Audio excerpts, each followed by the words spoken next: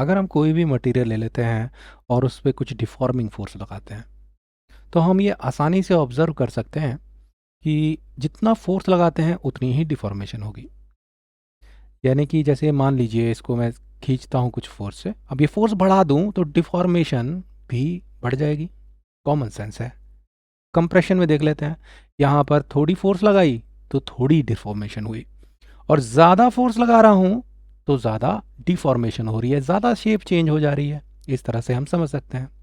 Same with happen with any type of elastic material. Forces आप जैसे मर्जी लगाएं, चाहे शेयरिंग भी हो।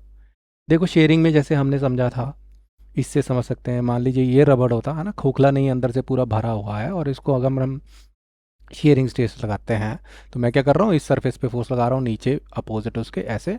तो जब मैं कम फोर्स लगाऊंगा तो कम शेयर होगा, शेप कम चेंज हुई, और जब ज़्यादा फोर्स लगाऊंगा तो ज़्यादा डिफॉर्मेशन होगा। तो जनरली हम कह सकते हैं कि हमारी आसानी से ऑब्जर्व हो रही है ये बात कि हम जितना ज़्यादा फोर्स लगा रहे हैं उतना ही ज़्यादा हमें क्या रिजल्ट मिल रहा है, डिफॉर्मेशन भी उतनी ज़्यादा हो रही है। और अगर हम स्ट्रेस और स्ट्रेन की भाषा में बोलें तो हम कह सकते हैं ज़्यादा स्ट्रेस होगी तो ज़्यादा स्ट्रेन होगा, कम स्ट्रेस होगी तो कम स्ट्रेन होगा। अब उसी तरह से समझ लीजिए, मैं इसको खींचता हूँ, राइट। मैं इसको थोड़ी सी फोर्स से खींचूंगा, स्ट्रेस डेवलप होगी, थोड़ी स्ट्रेस डेवलप हुई तो मुझे स्ट्रेन भी तो कम मिला। अब मैं इसको बढ़ा दूं, मैंने स्ट्रेस बढ़ाई सर, स्ट्रेन भी आपको ज़्यादा मिलने लगा। सो we can say there is a direct relation between stress and strain. जितना स्ट्रेस होगा उतनी ही स्ट्रेन होगी। और इसको हम एक कानून का नाम दे देते हैं, जिसे हम बोल देते हैं हुक्स लॉ। ये साइंटिस्ट का नाम है, इसीलिए यहाँ अपोस्ट्रोफी लगा हुआ है, हुक्स इनका लॉ। ये क्या बताता है कि किसी इलास्टिक मटेरियल में स्ट्रेस और स्ट्रेन जो है वो डायरेक्टली प्रोपोर्शनल रहते हैं। जितना आप स्ट्रेस दोगे उतना ही वो मटेरियल डिफॉर्म या स्ट्रेन करेगा। अब यहाँ पर एक कंडीशन अप्लाइड है। जैसे हमारे पास एक होता है ना 20 लाख की लॉटरी और नीचे एक स्टार बना होता है, कि कंडीशन अप्लाइड है। वो कंडीशन क्या होगी वो सोचिए। जैसे हम यहाँ पर क्या बोल रहे हैं कि सर अगर आप इस पर स्ट्रेस बढ़ाते हो स्ट्रेन बढ़ती जाएगी। बिल्कुल, जैसे स्ट्रेस बढ़ाओगे वैसे ही स्ट्रेन बढ़ती जाएगी। बट अब ये सोचिए, क्या ये मैं स्ट्रेस बढ़ाता जाऊं तो वैसे वैसे मुझे स्ट्रेन मिलता जाएगा?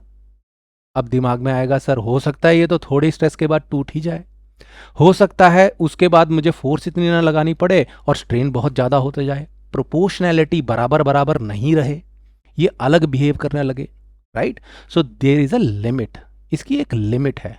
तो ये प्रोपोर्शनैलिटी तभी तक रहेगी जब तक हम उस लिमिट के अंदर फोर्स लगा रहे हैं। मान लीजिए इसकी लिमिट है अभी तक, तो मैं थोड़ी स्ट्रेस लगाऊंगा तो उतनी ही स्ट्रेन मिलेगी, फिर ज़्यादा स्ट्रेस लगाऊंगा तो उसी प्रोपोर्शन में अगर मैंने फोर्स डबल कर दी मुझे स्ट्रेन भी डबल मिल जाएगी।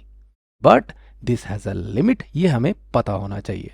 कौन सी लिमिट है उसको बोल देते हैं proportionality limit of a material, क्योंकि थोड़े टाइम बाद ये इलास्टिक बिहेव होना ही बंद हो जाएगा, है ना, टूट ही जाएगा। जब उस लिमिट के अगर आप बाहर चले गए, हो सकता है ये वापस अपनी फोर्स दे ही ना, आपको इतनी इंटरनल फोर्स दे ही ना, हो सकता है ये टूट ही जाए। तो इस तरह से हम हुक्स लॉ को समझते हैं। अब देखिए ये तो प्रोपोर्शनलिटी साइन है हमारे पास, है ना। अगर इसको ओपन करना हो या हम कहते हैं कि सॉल्व करना हो या इक्वेशन के हिसाब से लिखना हो तो यहाँ पर प्रोपोर्शनलिटी को तोड़ के बाद आता है हमारे पास एक कांस्टेंट, कैपिटल ई से लिख दिया है उसको, और उसको बोल देते हैं modulus of elasticity, MODULUS। Constant of elasticity भी बोल सकते थे, बट एक आपको बताया है इस चैप्टर में फैंसी नेम बहुत है, तो इसको बोल देंगे मॉडुलस ऑफ इलास्टिसिटी।